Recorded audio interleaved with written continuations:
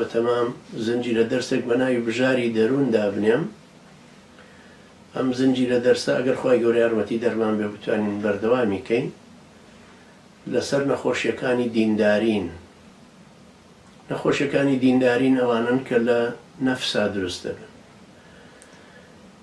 علەمای ئیسلام تەبعاً هەمومان نەزانین کە مەدرسەکانی تەزکیە، مەدرسەی تەزکیە زۆرن، مەدرسەی بەسرە هی شێخ حەسەنی بەسریە و محەممەدی کوڕی سیرینە و ئیمامی ابن القەیم و ئیمامی غەزالیە و ڕەحمەتی خوا لە هەموویان بە شێخ عەبدولقادری گەیلانی و مەدارسی تەزکیە زۆرن کە بە ناوی سلوکەوە باسەکرێ، هەروەکو چۆن مەدرسەی عەقیدە هەیە و مەدارسی فقی هەیە و مەدارسی تر هەیە، ئەویش هەروەهایە بە هەمان شێوە. ئینسانی موسڵمان بەرپرسە لەوەی کە نیەتی هەمیشە پاک بێ بۆ خوای پەروەردگار و بە پێش شەریعەتی خوای گەورە کاروبارەکانی ببا بەڕێوە بۆ ئەی بۆی ببن بە عیبادەت. بە دووش دەبێ بە عیبادەت. یەکەم نیەتت بۆ خوای پەروەردگار بێت، دووهەم مطابقی سنەتی پێغەمبەری خوا عەلەیهی سەڵات وسەلام، واتە لەگەڵ شەریعەتی ئیسلامە یەک بگرێتەوە.